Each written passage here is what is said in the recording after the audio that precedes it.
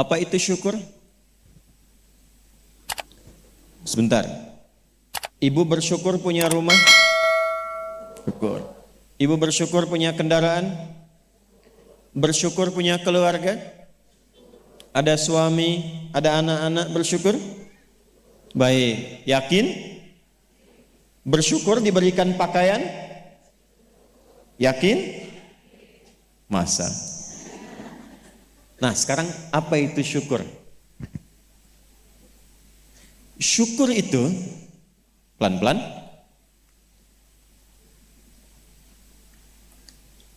Syukur itu upaya menggunakan semua nikmat yang Allah titipkan, upaya menggunakan semua nikmat yang Allah titipkan sesuai dengan apa yang Allah inginkan, sesuai dengan apa yang Allah inginkan, dalam rangka mendekatkan diri kepada Allah Subhanahu wa taala. Contoh, ibu sekalian, maaf, anak itu titipan dari Allah atau bukan? Yakin? Sekarang pertanyaannya, ibu tahu nggak apa yang Allah inginkan dari anak yang dititipkan itu? Jadi apa? Anak yang saleh. Saking inginnya mendapatkan anak yang saleh, bahkan setiap ibu sejak mengandung itu sudah bermohon kepada Allah. Itu ada di Quran surah ke-7 Al-A'raf di ayat 189 di ujung ayatnya. Ya, Quran surah 7 ayat 189. Falamma taghasyaha hamalat hamlan khafifa famarrat bi. Lihat ke ujung ayatnya. Falamma athqalat da'wallaha rabbahuma la in ataitana salihah lanakunanna minasyakirin. Suami istri itu kalau istrinya tengah mengandung, kemudian menjelang fase-fase kelahiran, sangat berharap dan berdoa mohon pada Allah, semoga anak yang terlahir ini menjadi anak yang soleh. Sepakat bu? Setiap ibu menginginkan anaknya menjadi anak yang soleh. Sepakat? Pertanyaannya, apakah betul kemudian setiap ibu yang sudah Allah titipkan anak dalam kehidupannya betul-betul mensyukuri nikmat titipan itu? Saya tanyakan pada ibu, anak ibu itu disekolahkan di mana? Kenal Allah atau tidak? Diajarkan sholat atau tidak? Diberikan pakaian yang menutup aurat atau tidak? Perhatikan definisi syukur tadi. Menggunakan semua nikmat, upaya menggunakan semua nikmat sesuai dengan apa yang Allah inginkan. Ibu punya anak perempuan, katanya ibu syukuri diberikan itu. Sampai ibu bikin akikah, sampai undang tetangga, sampai selamatan. Tapi setelah dia bahkan menjelang balik, ibu kasih pakaian yang membuka auratnya. Itu bukan syukur namanya. Disekolahkan di tempat yang bahkan dia tidak mengenal Allah. Dikejar sampai di sininya nih. Nggak salah. Dilesin matematika, nggak salah, bagus. Les fisika, bagus. Les kimia, bagus. Ikut bimbel, bagus. Masuk kampus top, bagus. Tapi nggak kenal Allah, di mana syukurnya? Satu, lihat pakaian yang selama ini Allah berikan kepada ibu sebagai titipan, dan itu akan dihisab. Buka lemari pakaiannya. Coba cek, ada nggak satu bagian pakaian yang belum pernah dipakai untuk ibadah? Coba lihat ketika beli tas mewah, sepatu baru, pakaian baru, sudah pernah dipakai ibadah belum? Jangan-jangan beli tas itu hanya untuk dipakai keundangan saja. Jadi ketika manusia mengundang, beli yang baru. Kenapa ketika Allah yang mengundang 5 kali dalam sehari, bahkan untuk memberikan solusi kehidupan, yang baru itu nggak pernah dipakai? Oh, kenapa pada diam? Satu, berasa ya? Satu. Jadi di titik ini, terkadang ada orang yang menuntut dari Allah kenyamanan hidup, ketenangan, kedamaian.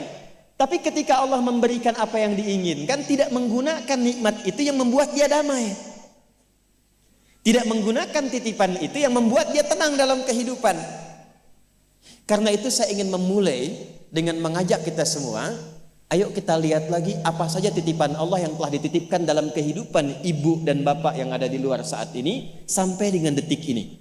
Kalau ingin mendapatkan ketenangan di dunianya, ketenangan di alam kuburnya, sampai pulang ke akhirat nanti, maka pastikan berusahalah untuk menjadi golongan yang sedikit itu.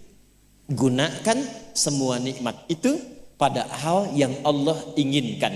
Jika itu sudah dilakukan, saya berikan rahasia. Ini antara kita saja. Coba ibu buka surat ketiga. Belakang kedengeran gak? Alhamdulillah. Belakang kedengeran? Tidak. Kok bisa jawab? Surah 3 ayat 35 sampai 37. Quran surah 3 ayat 35 sampai 37. Sudah? إذ قالت امرأة عمران رب إني نذرت لك ما في بطني محررا فتقبل مني إنك أنت السميع العليم. Perhatikan, ini kisah tentang Hannah. Saya hanya akan ambil kisah ibu saja dalam Quran. Hannah itu istrinya Imran alaihi wassalam. Nanti punya saudari namanya Eliasobat. Orang barat menyebutnya Elizabeth. Betul, Elizabeth itu bahasa sananya untuk Eliasobat itu saudarinya Hannah. Nanti nikahnya Elizabeth dengan Nabi Zakaria. Hannah nikahnya dengan Imran. Ketika Hannah mengandung, sepakat suami istri ini ingin mensyukuri nikmat kandungan itu dengan mengharapkan lahirnya anak yang soleh. Maka apa yang terjadi? Untuk mendapatkan soleh itu maka dibuat persiapan. Ini hukum umum, Bu. Ibu kalau misalnya ingin memasukkan anaknya ke sekolah tertentu, kan disiapkan dulu ya dari awal. Ya, sekolahnya di mana, yang dibutuhkan apa, sebelum masuk udah siap-siap. Biayanya berapa, perlengkapannya apa, disiapkan jauh sebelum masuk. Begitu kan ya? Maka Hannah dan suaminya sudah menyiapkan. Nanti kalau anak ini terlahir, disiapkan tempat khusus supaya dia betul-betul menjadi anak yang soleh. Namanya mihrab. Mihrab itu tempat yang dikhususkan untuk bisa fokus ibadah, bertakarub kepada Allah saja. Nanti harus ada yang merawat. Yang mengajar, yang merawat itu harus orang yang paling soleh dan pintar di zamannya. Yang ketiga, disupport banyak doa. Dua-duanya sudah kompak. Siapapun yang kalau anak ini lahir masih hidup, entah ayah atau ibunya, teruskan cita-cita yang sudah menjadi komitmen ini. Maka ketika kandungan itu terus membesar dan siap menjelang persalinan, Imran meninggal. Jadi Imran itu meninggal dan Maryam nanti lahir dalam keadaan yatim. Maka lahirlah Maryam. Apakah ketika Maryamnya lahir, ayahnya sudah tidak ada, ibunya berhenti dari cita-cita yang sebelumnya menjadi komitmen? Tidak, diteruskan itu. Maka ketika terlahir itulah kemudian apa yang sudah disepakati, berikan nama sesuai dengan harapan, isi dengan doa, siapkan tempat yang ingin diarahkan sesuai dengan cita-cita. Maka ayat 36-nya, falamma wada'atha qalat rabbi inni wada'tuha untha wallahu a'lamu bima wada'at wa laysa dzakaru kal untha. Harapannya lahir anak, kalau perempuan dia anak yang salihah, menjaga diri, menjauhkan dari perbuatan yang tercela, mendekat diri kepada Allah. Maka semua makna ini diwakili oleh satu nama, namanya Maryam. Maryam itu perempuan terhormat yang dekat dengan Allah. Kemudian setelah itu apa? Wa inni u'idzuha bika wa dzurriyyataha minasyaitonir rajim. Didoain terus, Bu. Didoakan. Setelah itu apa? Dipilihkan sesuai amanat dan kesepakatan dengan suami, cari orang paling pintar dan paling soleh. Dulu banyak yang berebut. Singkatnya terpilihlah Nabi Zakaria alaihissalam. Setelah itu apa? Buatkan tempat yang mendukung anak ini menjadi soleh dan dekat dengan Allah. Maka dibuatkan mihrab. Apa yang terjadi?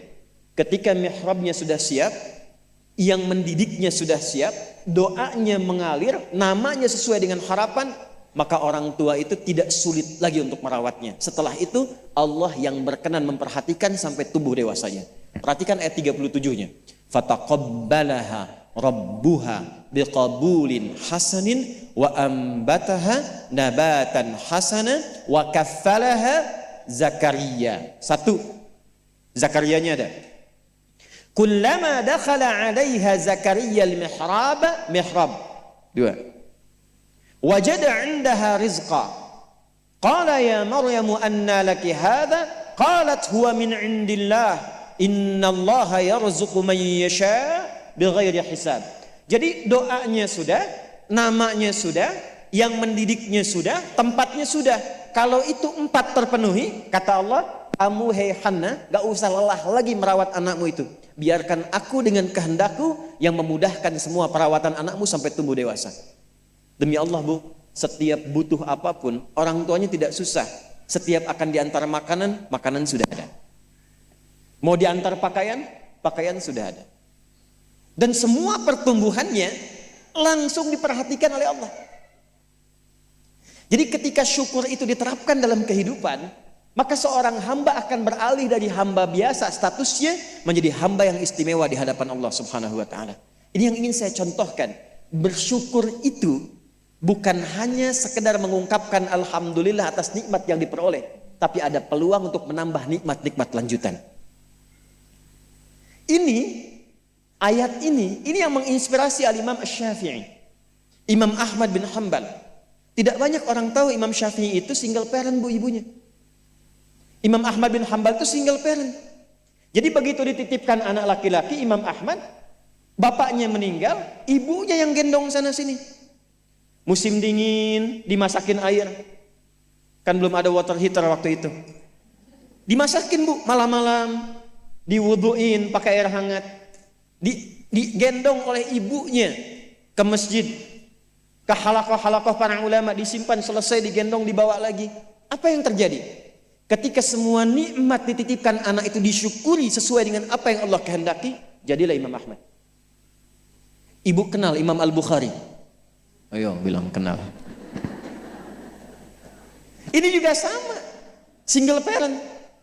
Bahkan lebih dahsyat lagi, Imam Al-Bukhari itu saat lahir ayahnya meninggal, usia 2 tahun matanya buta. Dan dokter mengatakan pada masa itu ini buta permanen, gak akan sembuh. Apa yang menjadikan kemudian matanya sembuh sampai jadi orang paling hebat di zamannya dan melahirkan karya besar Sahih Al-Bukhari. Wa qalilun min ibadiyasy syakur.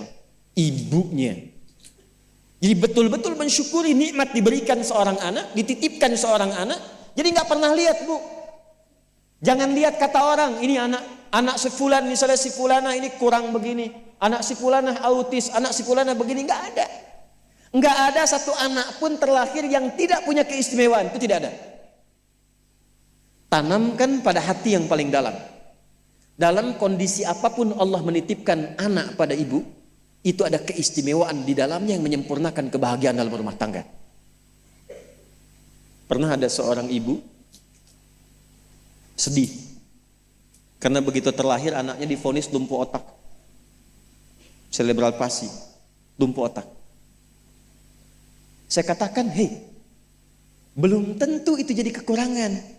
Boleh jadi Allah titipkan satu kelebihan di balik anak itu yang belum terbuka sekarang. Coba bacain Quran terus. Dibacakan Quran, bacain Quran. Begitu anak itu mulai bisa bicara, yang keluar Quran.